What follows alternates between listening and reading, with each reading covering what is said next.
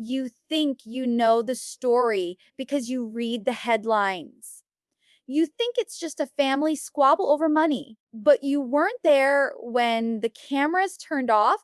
You didn't see the tears. You didn't see the fear. I'm Amy King. You know me as the rebellious cousin, the one Uncle Jim Bob couldn't quite control. For years, I watched my cousins work 18-hour days, filming a show that made millions, while they were told they were just a volunteers for a ministry. I watched Jill ask for help to feed her own family, only to be handed an itemized bill for her childhood expenses. Can you imagine that? A father charging his daughter for raising her. They call it an inheritance dispute. I call it what it is, financial abuse. Jill was the first one to say enough. She was the first to lawyer up. And because of that, she paid the ultimate price. She lost her family to save her freedom. Today, I'm taking you inside the big house. I'm going to tell you about the secret contracts, the hush money, and the day Jill finally got her check and realized just how much her life had been sold for. This isn't just about money. It's about the cost of escaping a cult. Let's start with the biggest lie of all. The word volunteer. If you work at a soup kitchen on Thanksgiving, you are a volunteer. If you film a reality TV show for 10 years, let a camera crew into your bedroom, give birth on national television, and share your most private moments with millions of strangers, that is a job.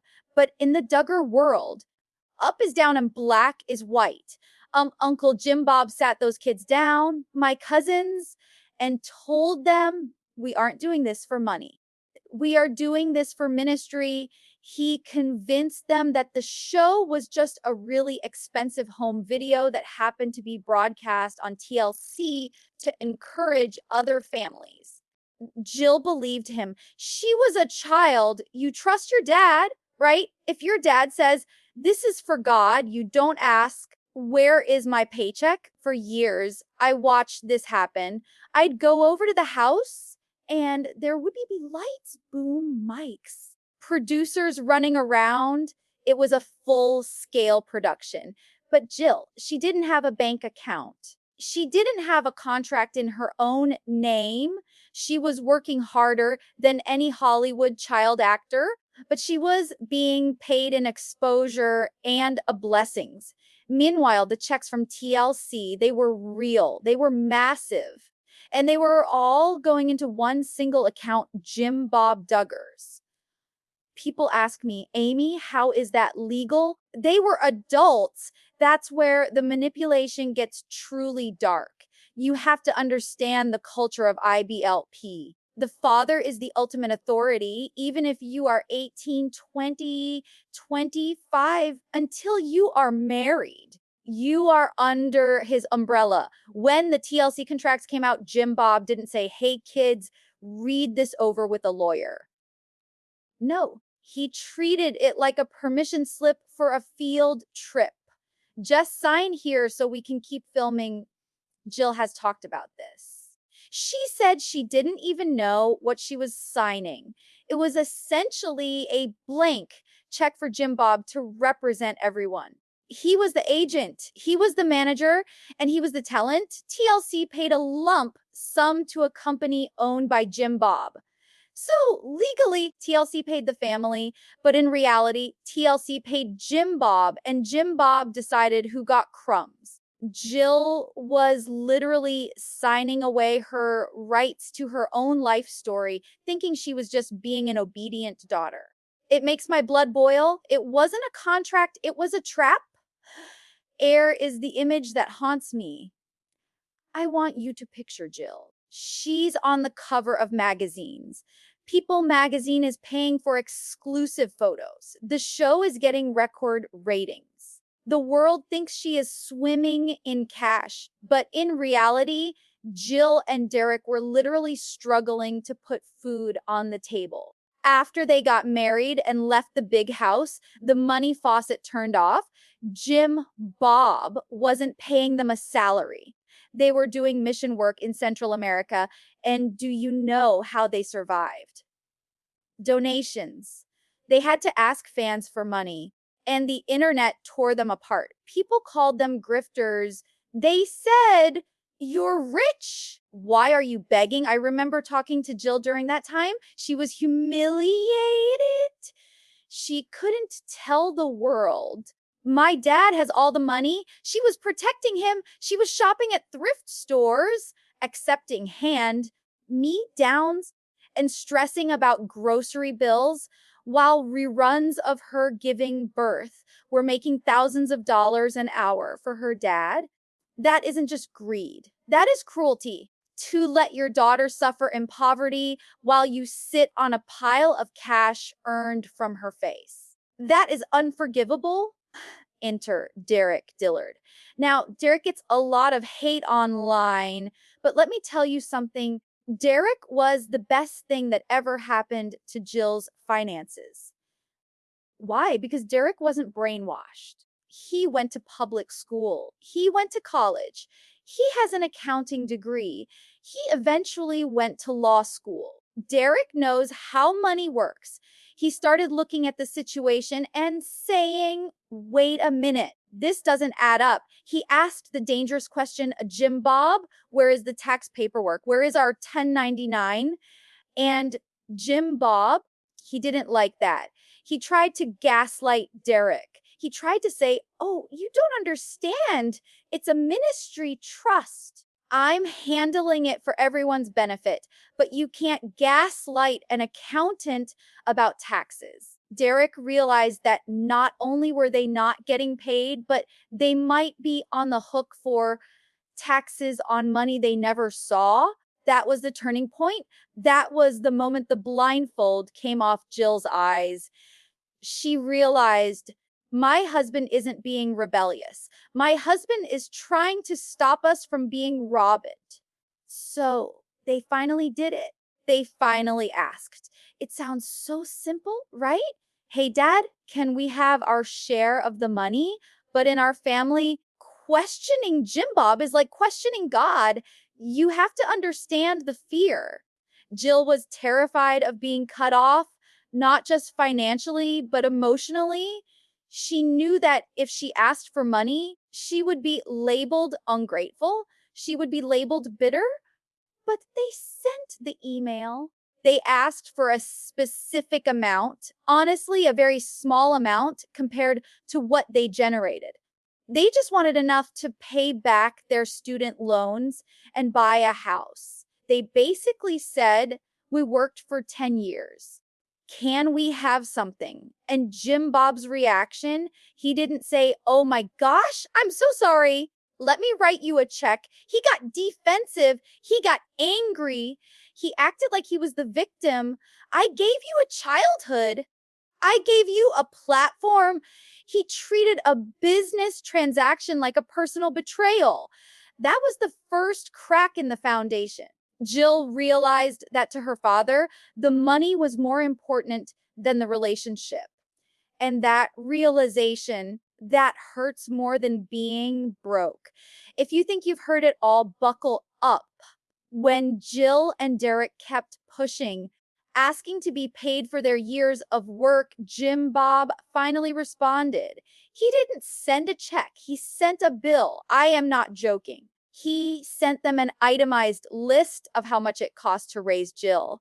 It listed things like food consumed during childhood, clothing expenses, transportation costs, utilities. He literally calculated how much electricity she used growing up and tried to deduct it from the money she earned as an adult on a TV show. I remember when I heard about this I felt sick.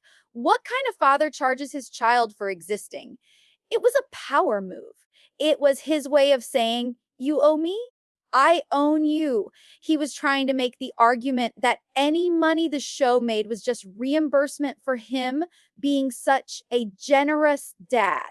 This document is the smoking gun. It proves that to Jim Bob Duggar, his children were never family, they were investments. And now that the investment was trying to cash out, he was calling in the debt. The itemized bill was the insult. The threat came next. When the bill didn't make Jill back down, Jim Bob played his trump card, the inheritance. He basically told them, if you sue me, if you go public, you will be cut out of the will completely. Now, think about that. Jim Bob is worth millions. He owns real estate, commercial properties, cell towers. It's an empire. For most of the kids, that inheritance is the only future they have. They don't have college degrees. They don't have careers. They need that money. That's how he keeps them silent. The promise of a payout when he dies keeps them obedient while he lives. But Jill, she was backed into a corner. She realized that holding on to the hope of an inheritance was keeping her trapped in abuse now. She had to make a choice, wait 40 years for money that might never come, or fight for what she earned today. She chose the fight, and that terrified him. This is where having a law student for a husband changed the game. Jim Bob is used to dealing with scared children. He wasn't ready for Derick Dillard. Derick didn't yell. He didn't scream. He used the law. He knew that TLC had contracts. He knew there were labor laws. And he knew that if this went to a real court, Jim Bob's secret empire would be exposed to the public record. Jim Bob hates exposure. He thrives in secrecy. Derick's strategy was simple: threaten discovery. In a lawsuit, you can demand documents, bank statements, emails. Derick basically said, okay, let's go to court and let's open the books. That was the checkmate. Jim Bob knew he couldn't let a judge see where the money was really going. He couldn't let the IRS see it. So the tough guy folded. He agreed to settle. So they settled. Jim Bob agreed to pay them. Now, you might think, yay, justice. No, we don't know the exact number, but Jill has hinted it was essentially minimum wage. After earning the network millions of dollars over 10 years, the check she got was pathetic. It was reportedly around 175,000. That sounds like a lot to some people, but do the math. 10 years of filming, 100 episodes, specials, magazine covers, that breaks down to less than 20,000 a year. For being the star of a hit show, that is robbery. But Jill took it. Why? Because she just wanted out. She realized she could fight for 5 more years to get millions, or she could take the scraps and buy her freedom today. She took the check, paid off her student loans, and bought her sanity. It wasn't a fair settlement. It was go away money, but there was a catch. There is always a catch with Jim Bob. The money came with strings. Usually, these settlements come with an NDA, a non-disclosure agreement. Take the money, but you can never talk about the show, the family, or me again. That's how he silenced people in the past. But here is the beautiful part: Jill refused the gag order. Most people would have signed it to get more cash. Jill said no. She took less money so that she could keep her voice. That decision is the reason we have her book, Counting the Cost. That decision is the reason I can talk to you today without getting sued. She bought her voice back. Jim Bob thought he could buy her silence, but he found out that Jill Dillard's truth was not for sale. And that is true power. We talk a lot about the money, but the money was the easy part to lose. The hard part was losing her mind. I watched Jill during those months of the legal battle. She wasn't okay. She was having panic attacks. She was physically shaking. Imagine the stress. You are fighting the man you were taught to worship as God's representative in your life. Every time she sent an email to him, she felt like she was sinning. In our circle, therapy was a dirty word. You didn't go to a therapist, you went to your pastor, and the pastor would just tell you to pray more and obey your father. Jill had to break that cycle too. She started seeing a real licensed therapist. She had to unpack 30 years of religious trauma. She told me once that realizing her dad didn't have her best interests at heart was like mourning a death. Ideally, fathers protect you. Jim Bob was the one she needed protection from. That kind of betrayal, it leaves scars that a settlement check can never fix. And then came the exile. Once Jill took the money and refused the NDA, the doors of the big house slammed shut. Jim Bob is petty. If he can't control you, he isolates you. Jill was told she couldn't come over without permission. She couldn't just drop by to see her siblings. Her younger sisters, Jennifer, Jordan, Josie, she was basically their second mom. And suddenly, she was cut off. I remember how much that hurt her. She wasn't banned because she was dangerous. She was banned because she was contagious. Jim Bob was terrified that if the other kids spent too much time with Jill, they might catch the freedom virus. They might start asking, hey, where's my money? So he painted her as the villain. He made her the outsider. It wasn't just a family feud, it was a quarantine. He had to keep the obedient sheep away from the one who jumped the fence. You can't talk about Jill without talking about Jessa. They were the two oldest girls. They were a team. But look at where they are now. Jessa is still in the fold. She gets the house renovations. She gets the babysitting help. She gets the dad's approval. Why? Because she stayed quiet. She played the game. She is the golden child right now because she is still valuable to the brand. Jill became the scapegoat. It's a classic narcissist family dynamic. You reward the compliant one to punish the rebellious one. Jim Bob dangles rewards in front of Jessa to show Jill, look what you could have had if you just obeyed. It's sick, pitting sisters against each other. I know they love each other, but how can you have a normal relationship when one is being bankrolled by the dad who robbed the other? It creates a wedge that is almost impossible to remove. When I heard Jill was writing a book, I literally cheered. For years, Jim Bob told their story. He wrote the books. He gave the interviews. Counting the cost was Jill taking the pen back. And the title, perfect, because she did count the cost. She lost her parents. She lost her childhood home. She lost her reputation in the IBLP community, but she gained her soul. The book wasn't a hit piece. Honestly, she was too nice in it. But it exposed the machinery. It showed the world that the happy family was a business. And the best part, the money from the book went to her. For the first time, Jill Dillard profited from her own pain. Jim Bob couldn't touch those royalties. He couldn't skim 20% off the top. That book sitting on the bestseller list was the biggest no she ever said to him. It proved she didn't need him to be successful. So, where is the money? We are talking about millions of dollars from TLC, People Magazine speaking engagements. Jill got peanuts. So, where is the rest? It didn't disappear.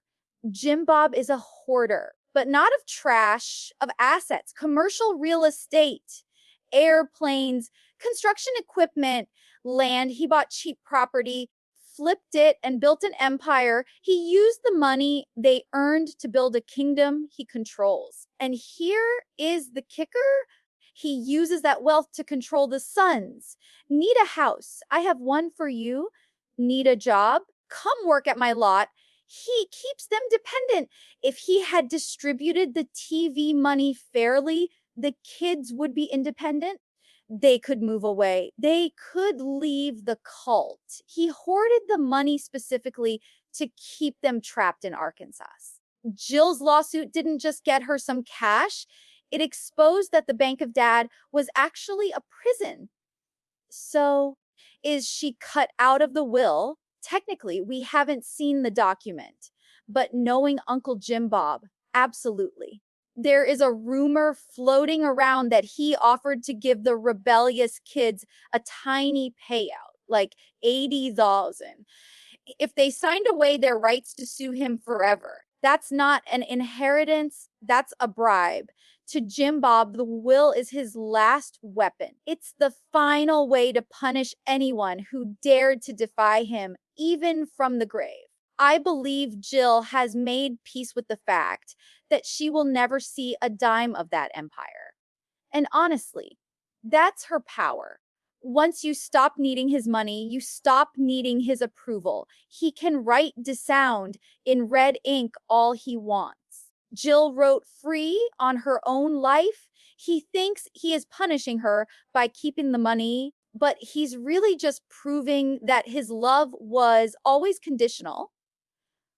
I want to share something personal. During the worst of this, when the lawyers were involved, when the family was shunning her, Jill and I would talk for hours. People see Jill Dillard, the author. I saw Jill, the broken cousin. She would call me crying, asking, Amy, am I crazy? Am I doing the wrong thing? Is God mad at me? That's what spiritual abuse does.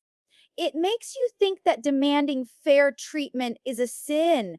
I told her, you aren't crazy. You are just the first one to wake up. I was her safe space because I was the only one in the family who wasn't on Jim Bob's payroll. I could tell her the truth without worrying about losing my allowance. Watching her go from that scared, shaking girl to the woman who stood up in court, it's the proudest I've ever been of anyone. She didn't just fight Jim Bob, she fought the voice in her head that told her she was worthless without him. Look at Jill's life now with Israel, Samuel, and Freddie. It's the complete opposite of how we grew up. Her kids go to public school. They have friends. They aren't being filmed for a reality show. Jill and Derick are adamant their children are not employees. If Israel wants to earn money, he does chores. He doesn't have to perform for a camera crew. They live in a modest house, but it's theirs. Jim Bob doesn't have a key. He doesn't hold the deed.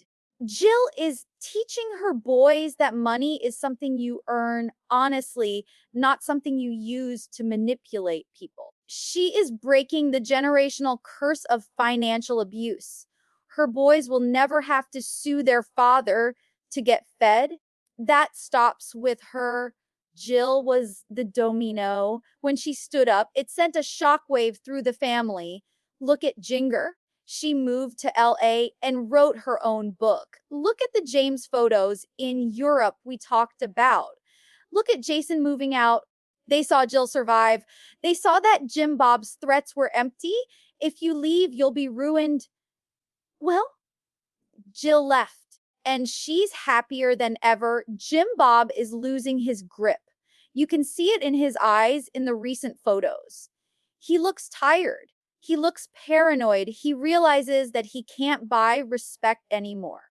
Jill showed the other siblings that the big house isn't a castle, it's a cage.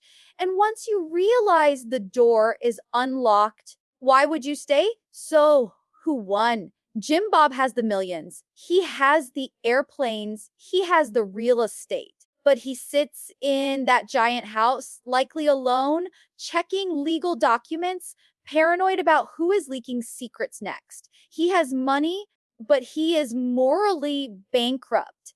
And Jill, she might not have the millions she earned. She might have a mortgage. She might have to budget for groceries, but she has Derick. She has her boys. She has her voice, and she has the truth. She can sleep at night. In the end, Jim Bob stole her wages, but he couldn't steal her future. Jill Dillard is the richest woman I know because she owns herself. I'm Amy King. And that is the real story of the Duggar inheritance drama. Thanks for listening to The Truth.